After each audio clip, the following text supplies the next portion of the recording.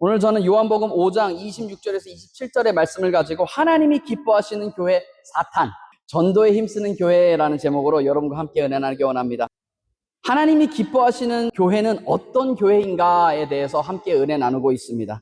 첫 번째로 하나님이 기뻐하시는 교회는 기도에 힘쓰는 교회다라고 말씀드렸습니다. 여러분, 기도는 영적 호흡입니다.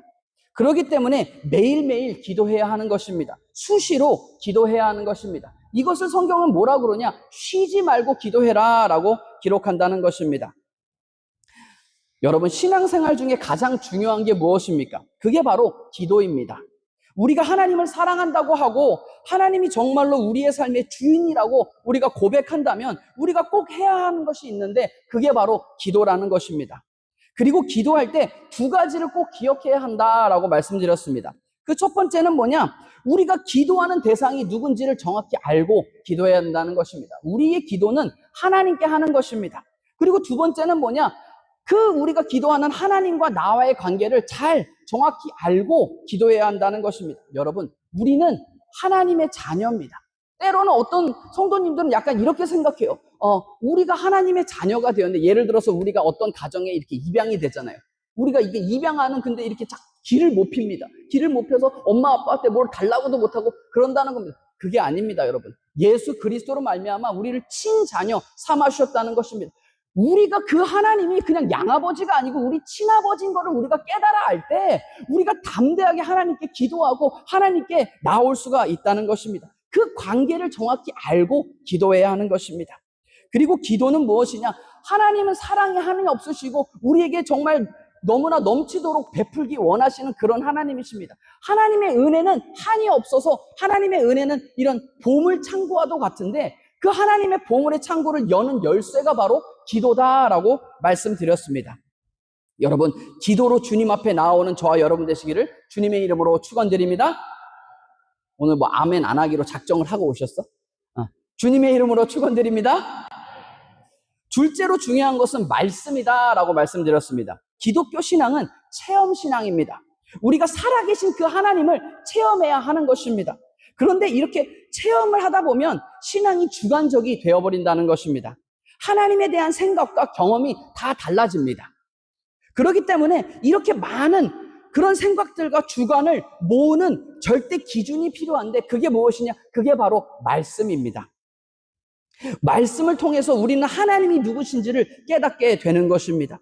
또한 하나님이 나를 위해 어떤 일들을 해주기 원하시는지를 말씀을 통해 다 알 수가 있는 것입니다. 그리고 말씀을 통해 내가 누군지를 깨닫게 됩니다. 내가 얼마나 큰 죄인이고 얼마나 많은 은혜를 하나님께 받은 사람인지를 깨닫게 된다는 것입니다. 또 성경 말씀은 우리의 인생을 살아가는데 삶의 지침서가 된다라고 말씀드렸습니다. 여러분, 무슨 이렇게 전자제품이나 새로운 이렇게 뭐 아이패드 뭐 이렇게 새로운 폰만 이렇게 사더라도 그 안에 뭐가 들어있습니까? 사용 설명서가 들어있잖아요. 사용 설명서. 근데 우리나라 사람들 문제가 뭐냐? 이 설명서를 절대 안 읽어. 그냥 무조건 전원부터 꽂고 보죠. 그러다가 이렇게 막 눌러보고 버튼 눌러보고 만져보다가 아이고 이게 잘 작동이 안 하고 고장나면 그때 읽습니다. 그죠? 근데 괜찮습니다. 괜찮습니다, 여러분. 우리의 삶 가운데 삶의 지침서가 되는 게 무엇이냐? 바로 성경 말씀이다 기록한다는 것입니다. 왜 그러냐?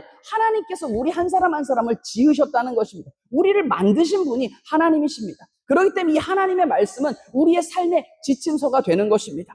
그렇기 때문에 우리의 삶 가운데 이 캄캄한 세상을 살아갈 때 우리 정말 앞이 캄캄해서 보이지 않고 정말 문제가 생겨서 우리가 어찌할 바를 알지 못할 때 어떻게 해야 합니까? 성경을 펴는 것입니다. 성경을 펴고 주님의 말씀을 읽는 것입니다. 그러면 이 캄캄한 세상 가운데 그 말씀이 우리 삶의 내 앞길에 등불이 된다. 성경은 기록하고 있습니다.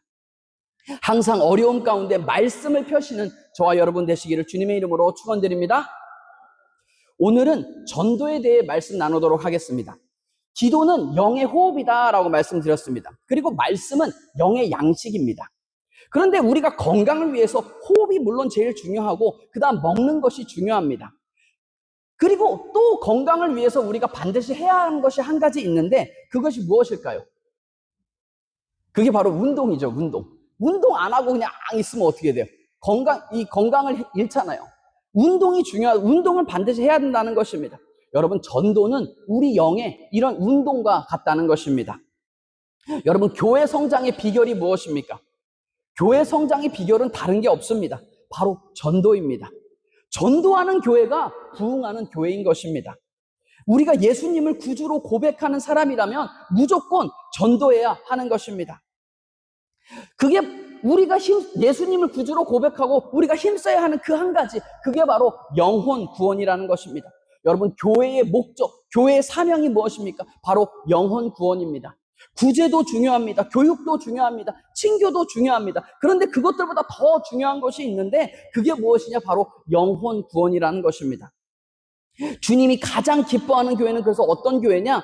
열심히 영혼 구원하는 교회가 주님께서 기뻐하시는 교회라는 것입니다. 그렇기 때문에 전도는 해도 되고 안 해도 되고 그런 게 아닙니다. 우리의 사명인 줄 깨닫고 무조건 해야 하는 것입니다. 예수님께서도 이 땅에 오셔서 전도하셨다는 것입니다. 마태복음 1장 38절은 이렇게 기록합니다. 같이 읽겠습니다. 시작. 이르시되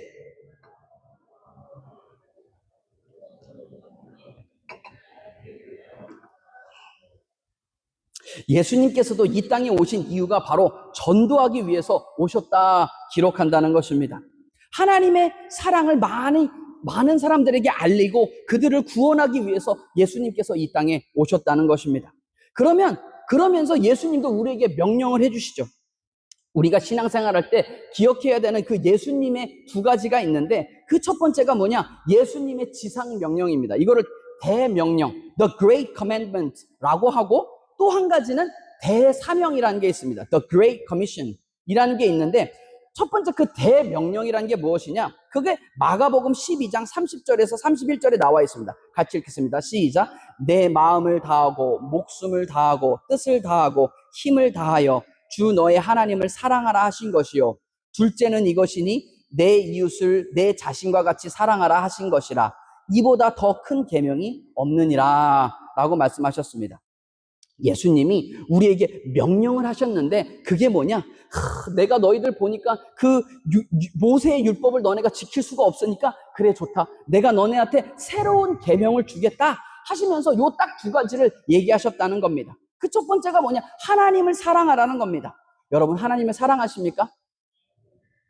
그렇기 때문에 우리가 이렇게 주일날 교회 나와서 열심히 예배 드리는 것입니다. 둘째로 뭐라고 그러셨냐? 이웃을 사랑하라 라고 얘기하셨다는 것입니다. 이웃을 사랑한다는 게 무엇입니까? 간단하게만 말씀드리면 영혼 구원을 말씀하시는 것입니다. 여러분, 우리가 이웃을 위해서 줄 수 있는 가장 큰 선물이 무엇입니까? 그 사람의 영혼을 구원하는 것보다 뭐가 더 큰 선물이겠습니까? 그 사람을 영혼을 구원하는 것보다 무엇이 더 큰 사랑이겠습니까? 영혼 구원을 얘기하셨다는 것입니다.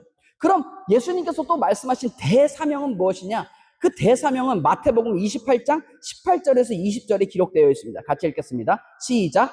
예수께서 나와 말씀하여 이르시되 하늘과 땅의 모든 권세를 내게 주셨으니 그러므로 너희는 가서 모든 민족을 제자로 삼아 아버지와 아들과 성령의 이름으로 세례를 베풀고 내가 너희에게 분부한 모든 것을 가르쳐 지키게 하라. 볼지어다 내가 세상 끝날까지 너희와 항상 함께 있으리라 하시니라. 예수님께서 세상 끝까지 가서 믿지 않는 사람들로 하여금 제자를 삼아서 그들에게 세례를 베풀고 침례를 베풀고 예수님이 가르쳐 주신 그 말씀을 지키게 하라라고 말씀하셨다는 것입니다.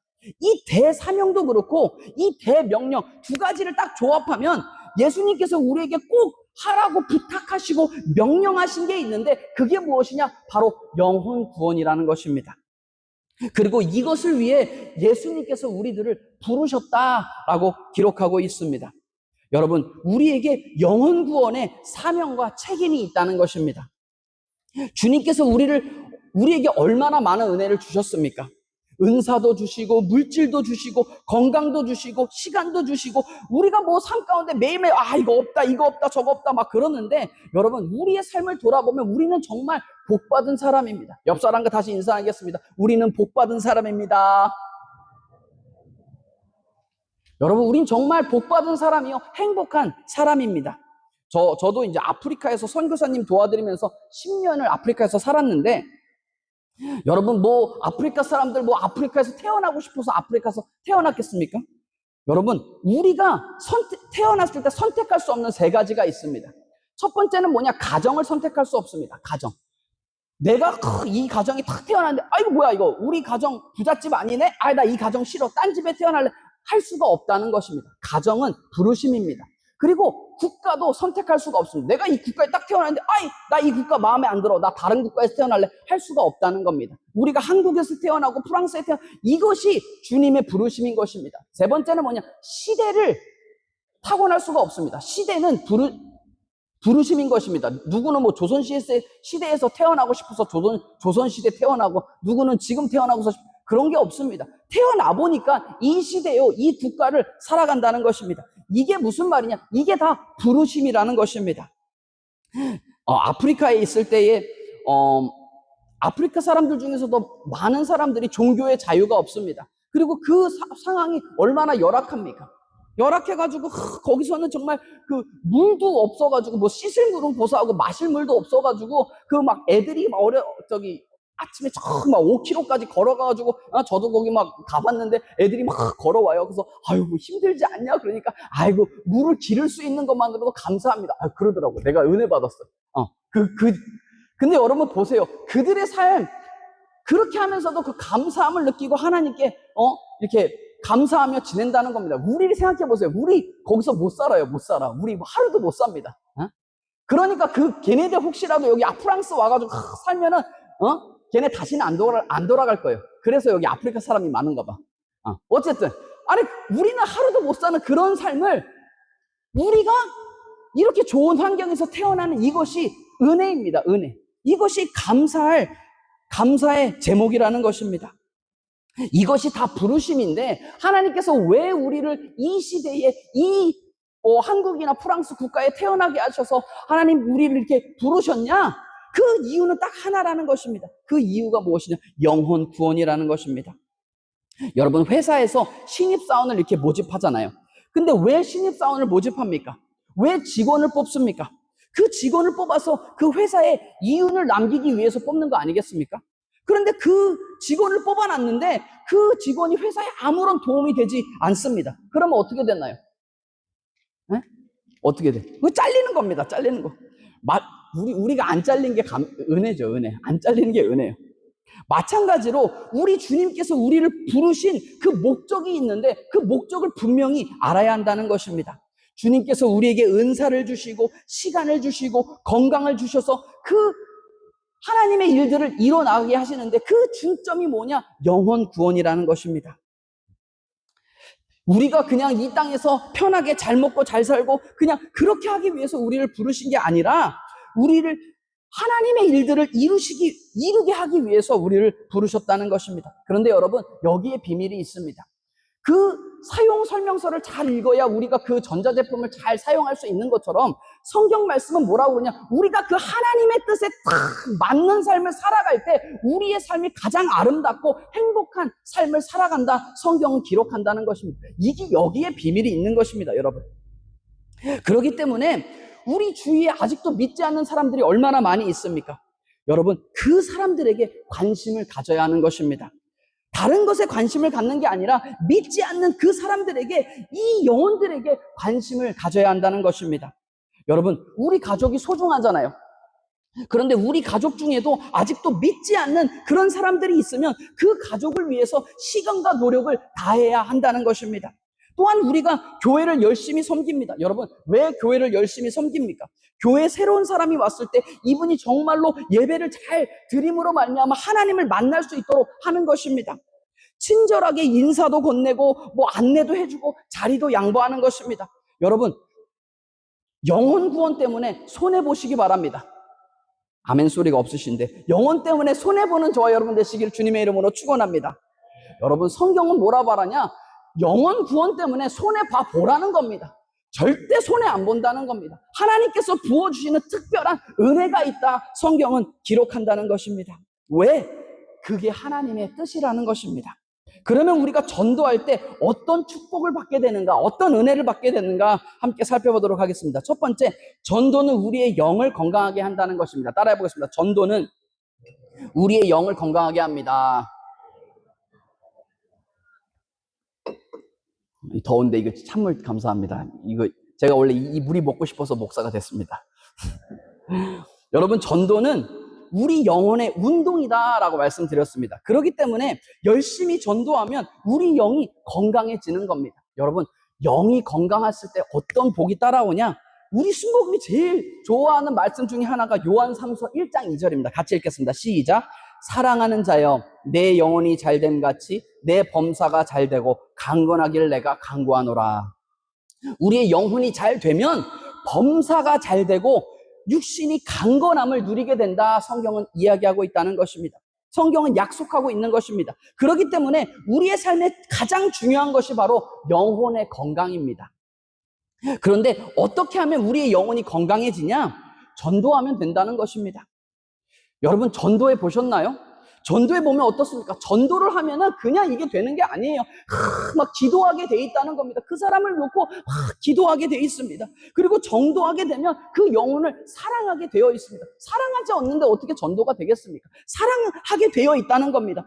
전도하면 어렵고 힘든 일이 있어도 참을 줄 아는 그런 인내가 생긴다는 것입니다. 전도하면 우리가 다른 사람을 윤택하게 하고 우리가 나눠주는 삶을 살게 되는데, 그러한 삶을 살아갈 때 또 성경은 뭐라고 약속하냐? 잠언 11장 25절입니다. 같이 읽겠습니다. 시작. 구제를 좋아하는 자는 풍족하여질 것이요 남을 윤택하게 하는 자는 자기도 윤택하여지리라. 여러분, 그렇기 때문에 전도하면 우리의 삶이 풍족해지고 우리의 삶이 윤택해진다라는 것입니다. 또한 우리가 전도할 때 우리의 마음 가운데 기쁨과 평안이 넘치게 된다는 것입니다. 이 얘기는 예수님이 직접 하셨어요.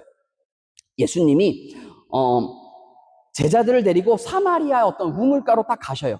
가시는데 거기에 막 이렇게 땡볕에 어떤 여인이 이렇게 막 눈치를 보면서 거기에 물을 기르러 옵니다. 그 여인한테 예수님이 나 물 한 잔 주십시오라고 부탁을 합니다. 그러니까 그 여인이 이렇게 바라보더니, 아니 당신은 유대인이고 남자인데 어떻게 이방인 여자인 나한테 그렇게 말을 거십니까? 이렇게 되게 방어적으로 답변을 합니다. 그러니까 예수님이 뭐라고 그러냐? 지금 당신 앞에 서 있는 내가 누군지를 당신이 알았더라면 오히려 당신이 나한테 생명의 물을 달라고 요구했을 것이고 누구든지 그 물을 마시는 사람마다 영원히 목마르지 아니할 것이다 라고 얘기를 합니다. 그러니까 이 여인이 다 보니 그런 물이 있어요? 그럼 물 좀 나 좀 주십시오. 그래서 내가 다시는 이 우물에 오지 않도록 좀 해주십시오 라고 얘기를 합니다. 그러니까 예수님이 알았다. 그러더니 탁 뭐라고 하냐? 그러면 좋다. 내가 그 물을 줄 테니까 너가 가서 남편을 데려와라 라고 얘기하십니다. 그러니까 이 여인이 갑자기 쭈뼛쭈뼛합니다. 갑자기 방어태사가 흐트러지면서 쭈뼛쭈뼛 남편이 없는데요? 딱 얘기해요.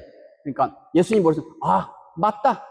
너가 결혼 5번 했는데 지금 살고 있는 남자는 사실 결혼한 남자가 아니니까 사실 네 남편이 아니고 네가 남편이 없다는 말이 맞다 라고 하시니까 그 여인이 갑자기 막 엄청난 충격을 받아서 갑자기 넙죽 엎드려가지고, 아이고 선지자님, 제가 보니까 천지자로소이다. 그러면서 이 여인이 뭐라, 내 마음 가운데 엄청난 갈급함이 있는데 어떻게 하면 이 갈급함이 채워지겠습니까? 라고 선지자인 줄 알고 다 얘기를 합니다. 그러니까 그 여인한테 예수님이 뭐라 그러냐? 내가 바로 아까 얘기한 그 생명의 물이다. 내가 바로 메시아다. 그러니까 날 따라와라. 이렇게 다 얘기하니까 그 이후로 이 여인이 자유함을 얻고 기쁨이 충만해서 온 사마리아 지역을 다니면서 예수님을 전도하는 전도자의 삶을 살아갔다는 것입니다.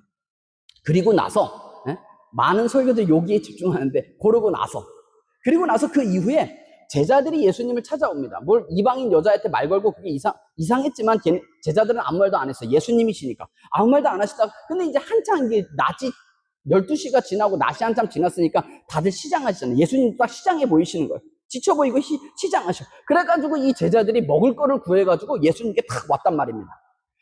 그래서 이것 좀 드십시오 라고 했는데, 그때에 예수님께서 제자들에게 뭐라고 말씀하시냐? 그 장면이 요한복음 4장 34절에 기록됩니다. 같이 읽겠습니다. 시작. 예수께서 이르시되 나의 양식은 나를 보내신 이의 뜻을 행하며 그의 일을 온전히 이루는 것이니라. 이것이니라 라고 말씀합니다. 이게 무슨 말이냐? 예수님은 당시 육신적으로 피곤하시고 배가 고프셨지만 방금 그 사마리아 여인, 그 한 영혼을 하나님께로 인도하는 그 일을 마치시면서 그 어떤 때보다 만족감을 누리시고 기쁨을 누리셨다는 것입니다. 그래서 사실 지금 배가 고프고 양식을 먹지 않았지만 나는 그 어느 때보다 행복하고 기쁘다라는 말을 하고 계시는 것입니다. 여러분, 예수님께서 가장 기뻐하셨을 때가 언제였냐? 아버지의 뜻을 행하며 그 뜻을 이룰 때가 가장 기쁘고 행복하셨다는 것입니다. 우리도 마찬가지입니다. 우리의 궁극적인 삶이 예수님을 닮아가는 거 아니겠습니까? 우리의 삶 속에도 세상의 행복은 우리가 뭘 더 가지고 소유해야만 행복할 수 있다라고 얘기하는데, 예수님은 뭐라고 그러시냐?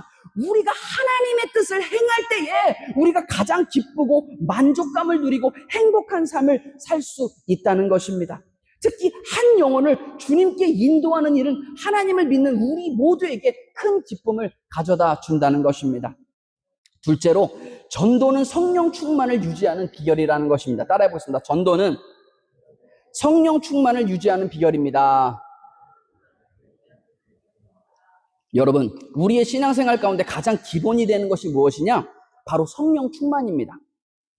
기도도 우리의 힘으로 하는 게 아니라 주님 주신 능력으로 할 때 기도가 쉬워진다는 것입니다. 말씀도 우리가 그냥 읽으려면 안 읽혀지는데 성령님이 주시는 그 능력으로 읽으면 술술술술 잘 읽혀지는 것입니다. 성경이 그냥 꿀송이보다 달다는 그 다윗의 고백처럼 성경이 술술 읽어지게 되는 것입니다.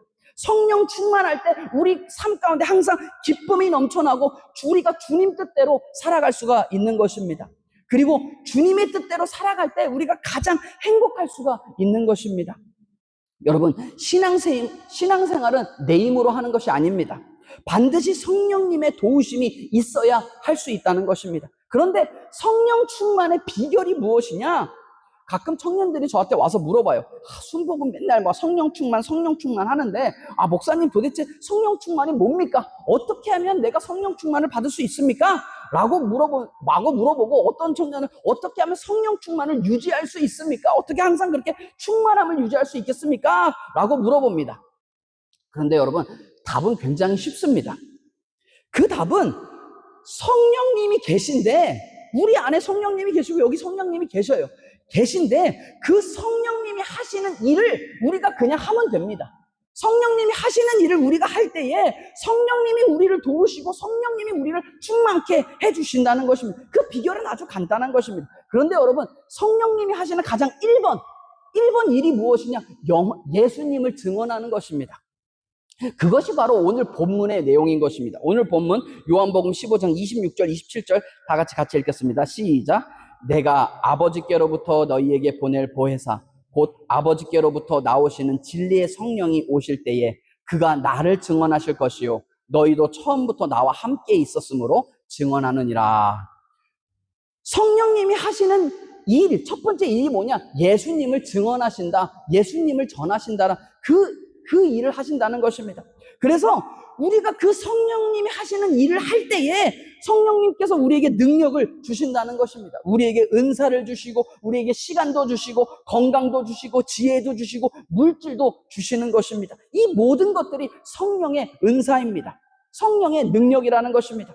그거를 왜 주시냐? 우리가 주님의 일들을 감당할 수 있도록 해 주시는 것입니다.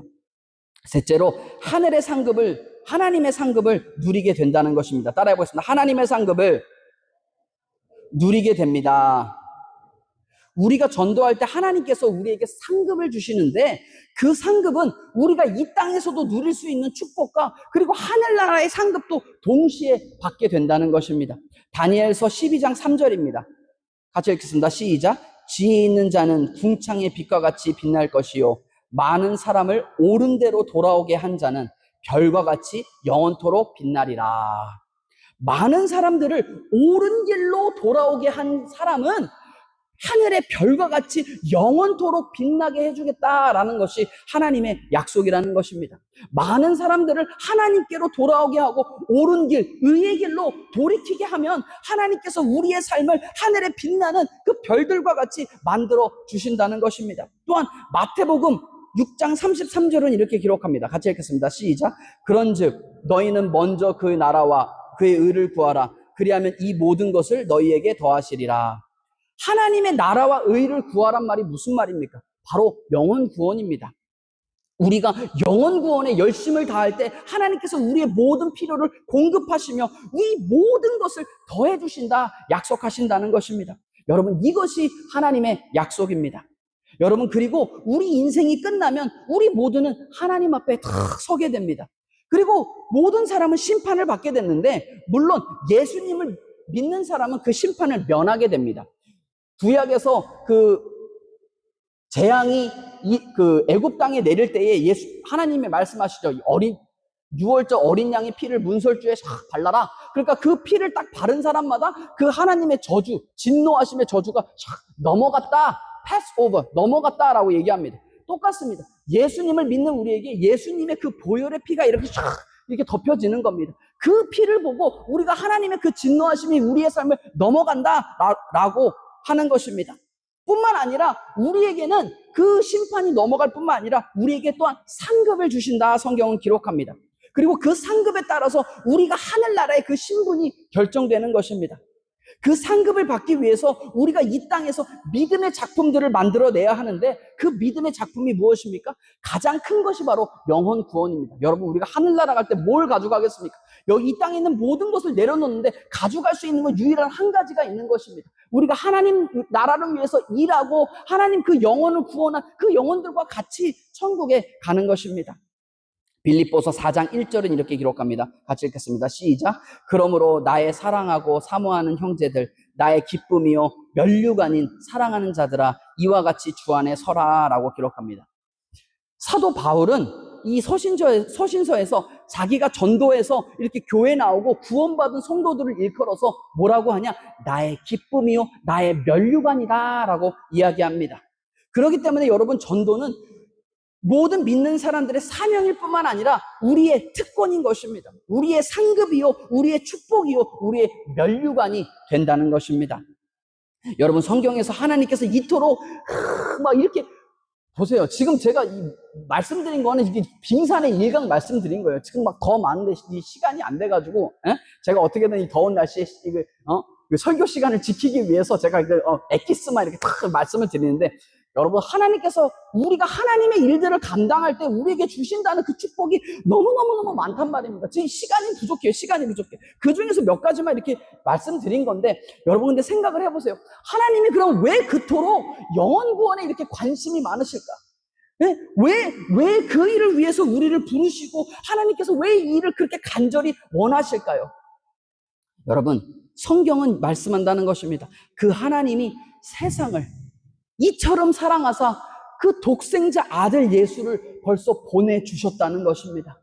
벌써 예수님을, 하나밖에 없는 자기 외아들 예수님을 내어주셔서 그 모든 대가를 치러주셨기 때문에 아직도 구원받지 못한 그 사람들을 보시고는 하나님이 안타까우신 것입니다.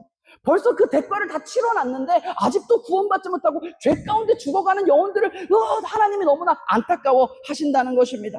에스겔서 18장 23절은 이렇게 기록합니다. 주 야훼의 말씀이니라. 내가 어찌 악인이 죽는 것을 조금인들 기뻐하랴. 그가 돌이켜 그 길에서 떠나 사는 것을 어찌 기뻐하지 아니하겠느냐라고 기록하는 것입니다. 하나님은 그러니까 악인이 죄 가운데 죽는 것을 원치 않으신다는 겁니다. 어떻게든 그 영혼이 구원받고 정말 하나님의 백성 되기를 원하신다는 것입니다. 예수님을 믿지 않고 그냥 멸망하는 사람들을 보시고 그러기 때문에 안타까워 하시는 것입니다. 그들을 위해 독생자 예수님을 보내주셨는데도 그들이 예수님을 믿지 않고 또는 그들에게 예수님을 전하는 사람이 없어서 그들이 죄 가운데 죽는 것을 안타까워 하신다는 것입니다. 여러분, 전도하려면 많은 수고가 따릅니다. 많은 헌신이 따릅니다. 그런데 여러분, 감사한 것은 우리가 전도하려고 마음을 먹는 순간, 우리가 발을 내딛는 순간 성령님께서 우리를 도와주신다는 것입니다. 왜? 성령님이 그 일을 원하시기 때문이라는 것입니다. 여러분, 그렇기 때문에 전도는 혼자 하는 것이 아닙니다. 성령님과 잘 이렇게 파트너가 돼서 함께 하는 것입니다. 하나님의 사람으로 이 땅을 살아가는데 가장 중요한 일이 있습니다. 기도도 중요합니다. 말씀도 중요합니다. 그런데 그것만큼 중요한 것이 있는데 그것이 무엇이냐? 바로 영혼 구원이라는 것입니다. 우리가 열심히 기도해서 병 낫는 거 중요합니다. 열심히 기도해서 축복받는 거 중요합니다. 그런데 왜 축복을 받고 우리가 왜 건강해야 합니까? 그 이유가 바로 영혼 구원이라는 것입니다. 여러분 열심히 전도하심으로 주님을 기쁘시게 해드리고 주님이 예비하신 그 모든 축복을 받아 누리는 저와 여러분 되시기를 주님의 이름으로 축원드립니다.